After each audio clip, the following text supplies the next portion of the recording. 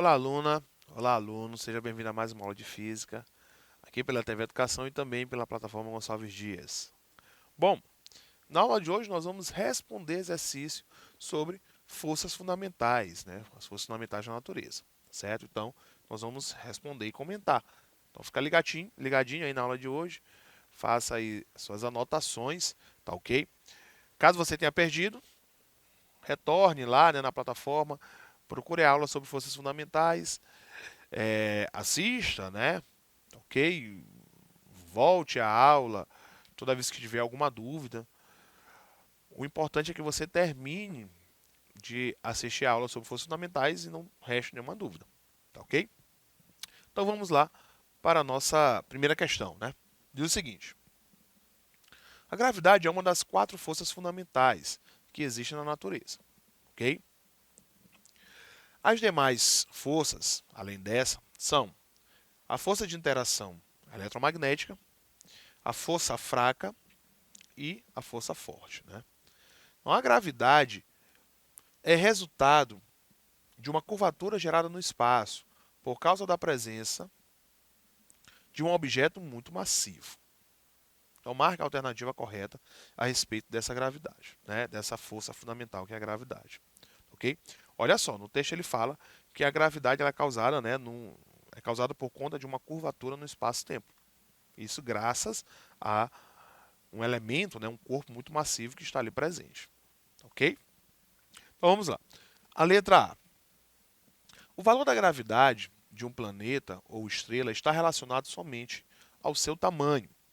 Assim, quanto maior for o corpo celeste, maior será a atração gravitacional que ele proporcionará. B. A lei da atração gravitacional de Newton determina que a força gravitacional é inversamente proporcional ao produto das massas e diretamente proporcional ao quadrado da distância que separa dos corpos. Letra C. Tanto o espaço quanto o tempo são curvados, certo? Pela presença de um elemento massivo. Tal curvatura na malha espaço-tempo, né, proporciona o que denominamos de gravidade. Letra D. Tanto o espaço quanto o tempo são curvados pela presença de um elemento massivo.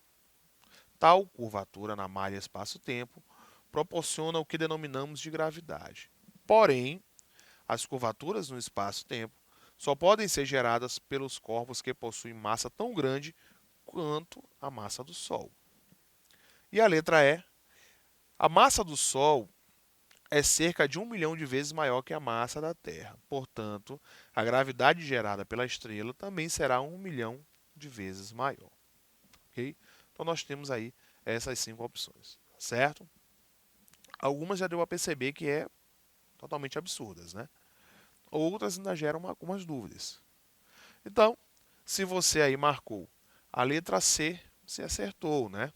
A letra C diz o seguinte, ó, tanto o espaço quanto o tempo são curvados pela presença de um elemento massivo. Tal curvatura na malha espaço-tempo proporciona o que denominamos de gravidade, tá certo? Então, todo corpo que tem uma massa, que é um elemento massivo, ele gera essa curvatura no espaço-tempo, ok? Só que uns vão gerar mais e outros vão gerar menos, ok? E dependendo do local, dependendo do tipo de gravidade que nós estamos falando, da intensidade, algumas dessas gravidades menores, elas acabam sendo insignificantes, elas são insignificantes, certo? Por exemplo, nós somos corpos massivos, ou seja, nós também exercemos, né, fazemos essa curvatura no espaço-tempo. Não é percebido por quê? Porque estamos sobre uma gravidade bem mais intensa do que a nossa, que é a gravidade da Terra, certo? E dentro de um sistema também que é uma gravidade muito maior que a do sistema solar. E por aí vai, né? Tem as hierarquias aí determinadas pelas curvaturas que é feito no espaço-tempo, certo? Mas todo corpo massivo, né, basta ter massa, ele consegue fazer essa curvatura, tá certo? A letra A. vamos entender por que a letra A não está correta, né? Ó, o valor da gravidade de um planeta ou estrela está relacionado somente ao seu tamanho. Assim, quanto maior for o corpo celeste, maior será a atração gravitacional que ele proporcionará. Não é só relacionado ao tamanho, é relacionado à massa, tá ok? Relacionado à massa. Cuidado. Então, nós temos algumas estrelas que acabaram virando aí corpos negros. Isso, logicamente, por conta da evolução, né, dessa estrela, né, da idade dela e por aí vai, que são corpos que têm, né, massas relativamente pequenas, tamanhos relativamente pequenos, vamos assim dizer, né, e tamanhos pequenos e gravidades muito grandes, certo? Então são supermassivos, que tem um corpo, né, tem o tamanho pequeno, menor do que uma estrela, né, mas que exerce uma gravidade muito grande. Letra B. A lei da atração gravitacional de Newton determina que a força gravitacional é inversamente proporcional ao produto das massas. Está errado, não é inversamente, é diretamente proporcional. Ok? E diretamente proporcional ao quadrado da distância que eu separo. Está errado. Não é diretamente proporcional à distância, é inversamente proporcional ao quadrado da distância. Então, inverteu. Tá ok? Inverteu. Onde era diretamente, se colocou inversamente. E assim sucessivamente. Ok? A letra D. Né? A letra D, ele repete a letra C até um determinado ponto, só que ele complementa. Porém, as curvaturas no espaço-tempo só podem ser geradas por corpos que possuem massa tão grande quanto a massa do Sol. Não, como eu expliquei, certo? A massa, por menor que seja, ela também gera curvatura no espaço-tempo, certo? Só que existem curvaturas no espaço-tempo que são insignificantes em relação a outras, certo? No caso da letra E, a massa do Sol é cerca de 1 milhão de vezes a massa da Terra, portanto a gravidade gerada pela essa estrela também será de 1 milhão de vezes maior. Não, não é só isso que determina, tá ok? Então a gente não pode fazer essa relação, não é? Afirmar que isso é correto, porque existem também outros fatores. Então, a primeira, né? Exercício 1, questão letra C. Tá ok? Uma outra coisa relacionada a essa gravidade é a presença de uma partícula, tá ok? Que nós chamamos de graviton. Não foi citado, certo? Até porque o gravito ainda é uma partícula hipotética, ok? Uma partícula hipotética. Acredita-se que esse gravito é que faça essas relações aí, não é, gravitacionais. Vamos lá. Exercício 2. Então tem um texto aqui, gravidade, né? A lei da gravidade é absoluta. Não adianta querer puxar quem quer descer. Demanda grande esforço para evitar. Ou levantar quem quer ficar deitado, sentado, estático. Gigantesco esforço exigirá. Só existe uma forma de contrapor essa lei. É o esforço próprio de não contentar-se em permanecer no lugar. Ok? Então nós temos esse poema, né? É do Max Carter, né? Ok? Então vamos para a pergunta. Né? A partir do texto, do conhecimento do que é gravidade, marca a alternativa correta. Vamos lá. Letra A. O texto deixa claro que a gravidade é responsável por exercer uma força vertical para cima, a que poderá ser vencida com a aplicação de uma força contrária, né? Força essa que fica representada pela palavra puxar. Vamos lá. Letra B. O fato de a lei da gravidade ser absoluta garante que em todo lugar os corpos terão o mesmo peso. Letra C. Um astronauta que está no espaço não está submetido à força da gravidade, pois não se encontra sobre a superfície do planeta. Né? Letra D. Ao dizer que a lei da gravidade é absoluta, o autor propõe que essa força sempre atua da mesma forma, que é na vertical e para baixo. E letra E. Todas as alternativas anteriores estão incorretas. Okay? Então nós temos o texto e nós temos as alternativas, certo? Então você já deve ter percebido, né, que a resposta é a letra D, ok? Lá no texto ele está falando sobre, não é, essa essa gravidade absoluta, né? Essa gravidade absoluta, gente, é porque a lei da gravidade, ela sempre aponta para baixo, ela sempre aponta para o interior, né, da massa, no interior dos planetas, tá ok? Então ela sempre aponta para baixo, ela é sempre na vertical e para baixo. Então, no caso da letra D, ao dizer que a lei da gravidade é absoluta, o autor propõe que essa força sempre atua na mesma forma, né? Da mesma forma, que é na vertical e para baixo. Cuidado, tá ok? Olha a letra A. Olha só o absurdo da letra A, né? O texto deixa claro que a gravidade é responsável por exercer uma força vertical, ok, força vertical, e para cima. Não. Se fosse para cima, nós não estávamos, né? Todos nós não estávamos sobre o solo. A gente estava flutuando. Nós não iríamos habitar nenhum planeta. Muito pelo contrário, a gente ia ficar vagando pelo espaço. E não é isso que acontece. Tá ok? Continuando. A qual poderá ser exercida uma aplicação de uma força contrária. Certo? Força essa que fica representada pela palavra puxar. Então ele está querendo dizer o seguinte: que naturalmente o planeta Terra, né, vamos utilizar o nosso planeta, ele exerce uma gravidade, né, para cima, certo? Ou seja, uma gravidade, uma força, né, que vai fazer com que os corpos eles não fiquem no planeta, mas sim ele está tentando repelir, né? E existe uma outra força que para contrapor essa força gravitacional está empurrando para baixo, tá ok? Ou seja, existe ali, não é, um embate entre essas forças do qual nós estamos envolvidos. Então a gente acaba ficando na superfície do planeta porque existe uma força maior do que a gravitacional que nos mantém aqui embaixo. E não é isso que acontece, tá ok? Acontece é que a força gravitacional, ela aponta para baixo, né? Tá ok? Por isso que está errada a letra A. A letra B. O fato de a lei da gravidade ser absoluta garante que em todo o lugar os corpos terão o mesmo peso. É errado. Peso tem a ver com gravidade, né? Tem essa relação muito íntima entre eles. E a gravidade tem uma relação com a massa. Nem todos os corpos têm a mesma massa. Logo, não terão a mesma gravidade, certo? Se são gravidades diferentes, são pesos diferentes. Isso acontece até aqui na Terra. Aqui na Terra, nós temos locais, né? Isso vai depender aí de uma questão de longitude, né? Os locais em que a gravidade é maior e a gravidade é menor. A gravidade sendo menor, o peso ele também é menor. Então nós temos uma mudança aí muito pequena, mas tem na própria superfície da Terra, certo? Então nem na Terra os pesos eles são iguais, ok? Em todo o universo nós vamos ter aí para cada ponto do universo para o mesmo corpo pesos diferentes. Então ele não é absoluto, quer dizer que o universo todo tem a mesma gravidade, não, ok? A letra C. Um astronauta que está no espaço não está submetido à força da gravidade, pois não se encontra sob a superfície de um planeta.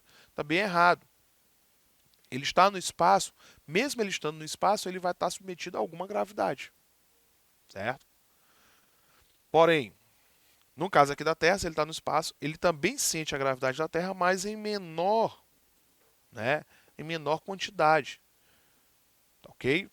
Então, lá no espaço, ele vai ter uma relação, não é, de gravidades agindo, por isso que ele fica ali flutuando, tá certo? Mas se ele ficar solto no espaço, vamos assim dizer, ele vai ficar flutuando até chegar a algum local, alguma gravidade irá atraí-lo, seja da Terra, seja de um outro planeta, seja do próprio Sol, tá ok? Então ele vai ser atraído para algum lugar. E a letra E, todas as alternativas anteriores estão incorretas, também é errado, porque a letra D nós vimos que está correta. Ok? Vamos para o exercício 3. Diz assim, ó, a força de atrito, a força normal e a força de tração num fio são, letra A, forças da natureza nuclear forte. Letra B, forças de natureza gravitacional. Letra C, força de natureza eletromagnética. Letra D, forças de natureza, respectivamente, nuclear forte gravitacional e eletromagnética. Letra E, forças de natureza, respectivamente, nuclear fraca, eletromagnética e nuclear forte. Olha só, nós temos força de atrito, força normal e força de tração. Ok? Então, elas são relacionadas a que tipo de forças fundamentais. Tá certo? Então vamos lá para a resposta. Então, se você disse que a resposta é a letra C, você acertou. Essas relações elas são resultados de forças eletromagnéticas. Ok? Vamos pensar no atrito. O atrito é o deslizamento que vai acontecer entre corpos. Tá certo? Então nós temos aqui o seguinte, nós temos dois tipos de atrito, que é o estático e o dinâmico. Esse atrito, ele vai aí dificultar o deslizamento, certo? Lembrando o seguinte, no solo, vamos colocar o solo, nós temos partículas, é formado por partículas, por moléculas e por átomos. Esses átomos são formados por cargas, né? Cargas elétricas, nós temos cargas elétricas ali. A estrutura do corpo em questão, que vai deslizar também, certo? Então, quando ele está parado, ele está paradinho ali, certo? E você tenta tirá-lo do local, tenta empurrá-lo, ali você vai ter que vencer uma força, que numa visão macro é uma força de atrito, que nós chamamos. Mas na visão microscópica é uma força eletromagnética de atração entre essas partículas que ali estão. Okay? Então as partículas elas estão ali interagindo. Então nós temos que vencer a interação entre essas partículas. E essa interação ela acontece graças ao eletromagnetismo. Okay? A mesma coisa acontece com a força normal, que é a força de reação dos corpos, né, sobre uma superfície. Então, se você está sentado sobre uma cadeira, a cadeira ela também exerce uma força sobre você, certo? Então, você exerce uma força sobre a cadeira também exerce sobre você. Então, nós temos ali também as relações eletromagnéticas de atração e repulsão dessas partículas, certo? Na força de tração também, se você pega um fio e vai tracionar, certo? Você vai puxar esse fio. No momento que você puxa esse fio ele é composto por moléculas, certo? E essas moléculas, esses átomos bem pequenininhos, entre eles há aquela força de gravidade, quer dizer, aquela força de atração, desculpa, que vai manter aquela partícula, né, aquela estrutura coesa ali. E essas relações que acontecem ali são relações eletromagnéticas. Tá ok? Olha a letra A. Forças de natureza nuclear forte. Natureza nuclear forte, lembra-se, é que mantém o núcleo do átomo coeso. Força de natureza gravitacional. Isso vai depender da massa deste corpo, certo? E nós não estamos fazendo uma relação com a massa, mas sim com o fenômeno aí, né, molecular. Letra C. Força de natureza, respectivamente, nuclear forte, gravitacional e eletromagnética. Ok? Ele está dizendo que a força de atrito é nuclear forte. Não tem nada a ver com o núcleo atômico, certo? Que a força normal é gravitacional. Também não, certo? Não tem nada a ver com a massa. Nós temos a relação das forças ali. E de tração é de fato eletromagnética. Tá ok? Então a letra D ele erra pelas duas primeiras. A letra E, força de natureza respectivamente nuclear fraca. A nuclear fraca nós temos ali a relação do elétron que tem a emissão aí do tipo de radiação, né? Não é em questão. Eletromagnética, tudo bem. E força nuclear forte, não tem nada a ver com o núcleo atômico ali na tração. Tá ok? Então a resposta é a letra C. São forças eletromagnéticas. Tá ok? Questão 4. Associa a coluna da direita com a coluna da esquerda.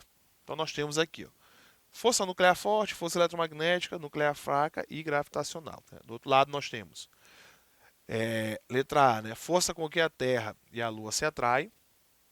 Letra B, força que mantém prótons unidos no núcleo atômico. Letra C, força que une os quarks na formação de prótons e nêutrons. E letra D, desculpa, né? A força de atrito. Então vamos lá. Então, a letra A, por exemplo, força com que a Terra e a Lua se atraem é uma força gravitacional. Isso aqui ficou bem explícito, né? Então há uma atração mútua, né? A Terra atrai a Lua, assim como a Lua também atrai a Terra. Tá ok? Força que mantém os prótons unidos no núcleo atômico. Se você diz que é a força forte, nuclear forte, ok, certo? Prótons se mantêm unidos. Lembrando que os prótons são cargas positivas, a tendência é a repulsão, mas mesmo assim eles se mantêm coesos, se mantêm unidos. Isso graças a uma força maior, que é a força forte. Força que une os quarks na formação de prótons e nêutrons, também é a força forte, certo? Nós temos ali os gluons que fazem essa esse papel, né? E a força de atrito é uma força eletromagnética, tá certo? Bom, então tá aí as relações. Espero que tenham entendido e até a próxima.